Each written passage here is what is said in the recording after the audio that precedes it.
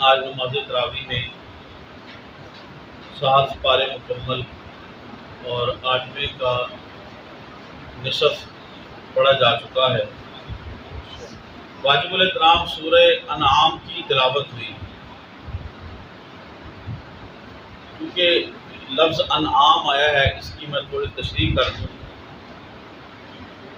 ایک ہوتا ہے انعام، جیسے کہ کسی کو کسی کے کارنامے پر یا اس کے اچھے نتائج پر اسے انعام دیا جاتا ہے، اس کی پذیرائی کی جاتی ہے، اسے کہتے ہیں انعام، تحفہ۔ ایک ہوتا ہے انعام، یہ جو آج سورت پڑھے گی الانعام، اس کا معنی ہوتا ہے مویشی، جانور۔ ایک ہوتا ہے انعام، الف زبر آ نون زبر الف نام ہی، انعام۔ یہ جاننا اس لیے بھی ضروری ہے کہ نعتوں میں اکثر آتا ہے خیر الانعام، تو وہ عین سے نہیں ہے، الف نون الف میم، خیر الانعام، اس کا معنی ہوتا ہے ناس، لوگ، یعنی لوگوں میں سے بہترین حضور صلی اللہ علیہ وسلم، خیر الانعام۔ اور اگر انعام پڑھ دیا جائے اس کا معنی ہوتا ہے جانور، اور زیر لگائیں تو انعام، اس کا مطلب ہوتا ہے پذیرائی، تحفہ کسی کو دینا۔ تو سورہ انعام پڑھی گئی آج، مکی صورت ہے، ابتدا اس کی چند آیات مدنی ہیں۔ انعام کا معنی ہے مویشی۔ چونکہ اس سورہ مبارکہ میں ان مشرکین کا رد کیا گیا ہے جنہوں نے خود ہی چند مویشیوں کو، جانوروں کو حلال کر لیا اور چند کو خود ہی انہوں نے حرام کر لیا۔ امام دہلوی نے حضرت ابن مسعود سے روایت کیا، جس شخص نے فجر کی نماز باجماعت پڑھی اور اپنے مصلی پر بیٹھ گیا اور سورہ انعام کی پہلی 3 آیات پڑھی تو اللہ تبارک و تعالیٰ 70 فرشتوں کو مقرر کر دیتا ہے جو اللہ کی تسبیح کرتے ہیں اور قیامت تک اس شخص کے لیے استغفار کرتے ہیں۔ 7ویں پارے میں سورہ انعام، اس کی پہلی 3 آیات پڑھنے کی اتنی فضیلت ہے۔ سورہ انعام کی آیت نمبر 32 میں اللہ تعالیٰ نے ارشاد فرمایا، ترجمہ سماعت فرمائیں، اور دنیا کی زندگی تو صرف کھیل تماشا ہے، بے شک آخرت کا گھر متقین پرہیزگار لوگوں کے لیے بہت ہی اچھا ہے، پھر کیا تم عقل سے کام نہیں لوگے؟ واجب الاحترام، اللہ پاک نے دنیا کی زندگی کو کھیل تماشا کے ساتھ تشبیہ دی ہے۔ اس کی وجہ کیا ہے؟ اس کی وجہ یہ ہے کہ کھیل تماشے عموماً یہ اس کی مدت کم ہوتی ہے۔ بندہ میلوں میں جائے کسی جگہ تو کھیل تماشا لگا، وہ کتنی دیر ہوگا، 5 10 منٹ 15 منٹ، آدھا گھنٹہ، دل بہلانے کے لیے ہوتے ہیں۔ اسی طرح دنیا کی زندگی بھی کم ہے، ہمیں لگتی ہے تو وہ لمبی ہے، لیکن دنیا کی زندگی آخرت کے مقابلے میں کوئی حیثیت نہیں رکھتی۔ اسی طرح اللہ تعالیٰ نے دنیا کی زندگی کو کھیل تماشا کے ساتھ تشبیہ دی، اس کی ایک وجہ یہ ہے، کھیل تماشا کسی نہ کسی فریب پر مبنی ہوتا ہے، دھوکے پر مبنی ہوتا ہے۔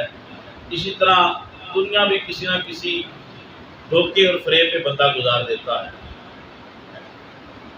آج کل کوئی بندہ اپنے ذہن میں دھوکہ فریب بنا کے بیٹھا ہوتا ہے، پھر کل بھی آ جاتی ہے، پھر پرسوں کے متعلق، یوں ہی انسان زندگی گزار دیتا ہے۔ اس لیے بھی اس کو کہا کہ یہ کھیل تماشا ہے، اصل زندگی آخرت ہے، اور آخرت کے لیے جو تیاری ہے وہ اللہ اس کے رسول نے ہمیں بتائی ہے۔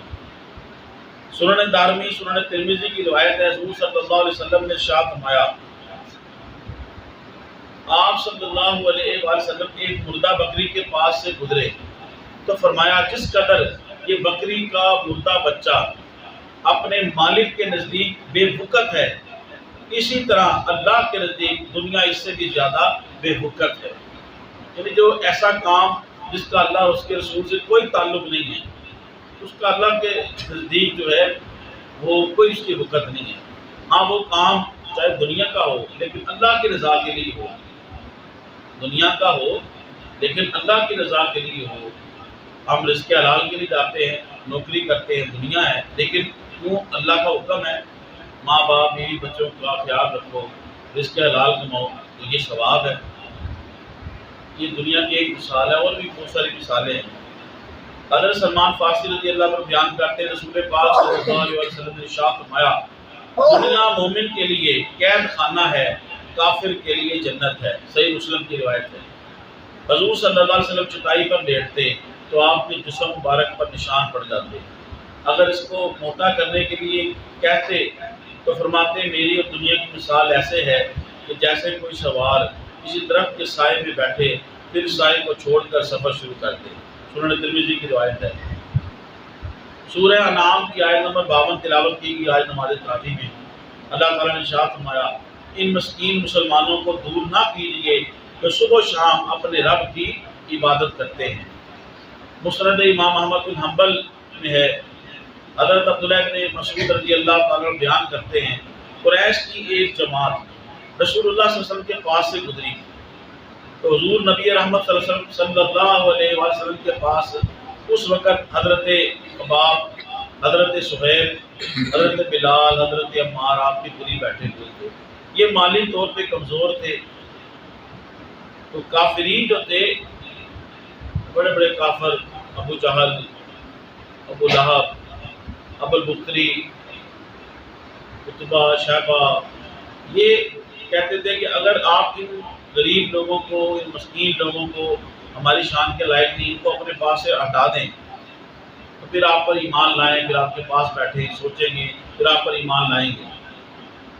تو اللہ پاک نے قرآن کی آیت اتار دی جس کا ترجمہ یہ ہے محبوب آپ ان مسکین لوگوں کو اپنے سے دور نہ کیجیے جو صبح و شام اپنے رب کی یاد کرتے ہیں، اپنے رب کی عبادت کرتے ہیں۔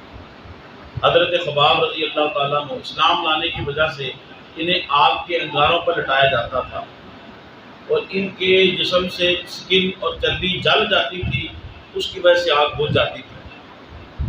حضرت عمار ان کو صف میں لپیٹتے تھے، ایک طرف سے صف کو بند کر کے دوسری طرف سے صف کو آگ سے دھونی دیتے تھے، منہ بے ہوش ہو جایا کرتے تھے گھنٹوں گھنٹوں۔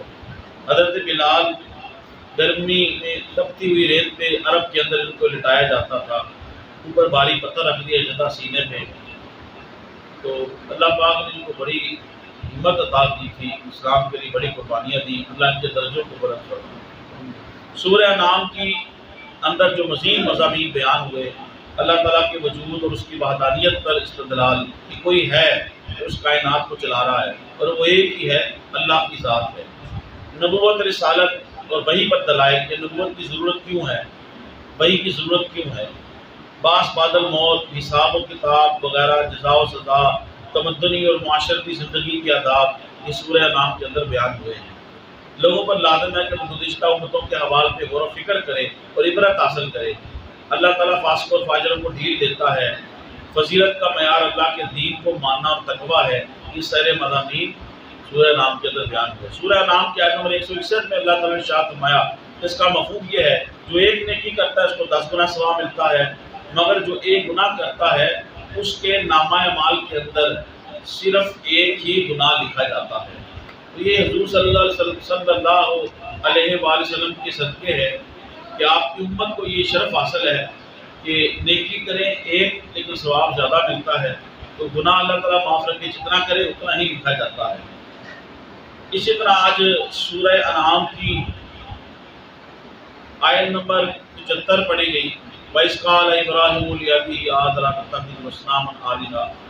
ترجمہ سماعت فرمائے اور یاد کرو جب کہا ابراہیم نے اپنے باپ آدر سے کیا تم بناتے ہو بتوں کو خدا، بے شک میں دیکھتا ہوں تمہیں اور تمہاری قوم کو کھلی گمراہی میں۔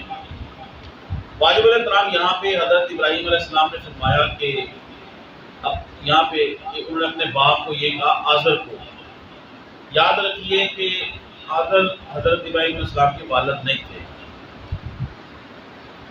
کیونکہ عربی کے اندر اور عرب ممالک کے اندر چچا کو بھی اب کا لفظ ان کے لیے بھی بولا جاتا ہے، یعنی چچا کو بھی باپ کہہ دیتے ہیں۔ عرب ممالک کے اندر چچا کے لیے بھی اب کا لفظ بولا جاتا ہے، تو یہاں پہ اسی لحاظ سے آزر استعمال ہوا ہے۔ آزر تو بت پرست تھے اور بت بناتے تھے، تو حضور صلی اللہ علیہ وسلم آپ حضرت ابراہیم علیہ السلام کی نسل میں سے ہیں۔ حضور نے ارشاد فرمایا، علامہ نوسی رحمۃ اللہ علیہ نے اس کو لکھا، تفسیر جامع القرآن میں بیگم شاہ صاحب نے بھی لکھا تفسیر کے حوالے سے کہ حضور نبی کریم صلی اللہ علیہ وسلم کی جتنی بھی نسل در نسل آپ تشریف لاتے رہے آپ کا نور مبارک، تو سب کے سب با ایمان تھے، ان میں سے کوئی بھی جو ہے وہ مشرک نہیں تھا، سب موحد تھے، اللہ کو ماننے والے تھے، کوئی ان میں سے بت پرست نہیں تھا۔ تو اگر ابراہیم علیہ السلام کے والد آدر مان لیے جائیں تو یہ تو چچا یہ تو بت پرست تھے، بلکہ بت بنا کے بیچتے تھے، اور حضور کے آباء و اجداد میں سے کوئی بھی بت پرست نہیں تھا، لہذا یہ ہر حوالے سے آدر جو ہیں حضور نبی کریم صلی اللہ علیہ وسلم حضرت ابراہیم علیہ السلام کے والد نہیں بلکہ یہ چچا ہیں۔ لہذا کچھ لوگ اس طرف گئے ہیں، تو ایسا نہیں ہے، حضرت ابراہیم علیہ السلام کے والد جو ہیں وہ کوئی اور تھے اور وہ موحد تھے، اور آدر جو تھے آپ کے چچا تھے۔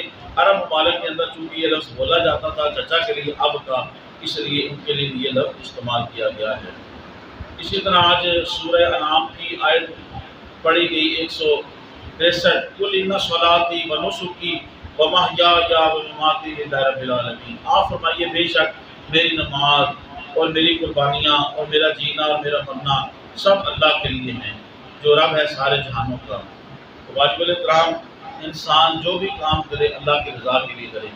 اللہ تبارک و تعالی ہم سب کو ان باتوں کو یاد رکھنے اور عمل کرنے کی توفیق عطا فرمائے۔ اللهم صل على سيدنا مولانا محمد معدن الجود والكرم، ربنا ظلمنا انفسنا وان لم تغفر لنا وترحمنا لنكونن من الخاسرين۔ بار الہ ہم آپ نے نماز تراویح ادا کی، نماز عشاء ادا کی، درس کے لیے بیٹھے، ہماری اس حاضری کو شرف قبولیت عطا فرما۔ مالک و مولا ہمارے صغیرہ کبیرہ گناہوں کو معاف فرما، بیماروں کو شفا عطا فرما۔ مالک و مولا ہم سب کے رزق جان علم و عمل سے عزت و برکت عطا فرما۔ شر شیطان، شر انسان، شر نفس فرما۔ حضور نبی رحمت صلی اللہ علیہ وسلم کی زیارت نصیب فرما، آپ کے روضہ انوار کی بار بار بات اور حاضری نصیب فرما۔ مالک و مولا ماہ رمضان ہے، تیری رحمت عروج میں ہے، مالک و مولا ماہ رمضان کے تصدق سے ہماری تمام مناجات کو مستجاب فرما، ہمارے حال پہ رحم و کرم فرما، ہمیں دین و دنیا کی برکتیں، فضیلتیں، عظمتیں، برکتیں عطا فرما، بیماریوں کو شفاؤں میں تبدیل فرما، تنگ دستوں کو اپنی رحمت سے وسعتوں میں تبدیل فرما، عالم اسلام اور پاکستان کی خیر فرما۔ وصلی اللہ تعالی علی خیر خلقہ محمد وعلی آلہ وصحبہ اجمعین۔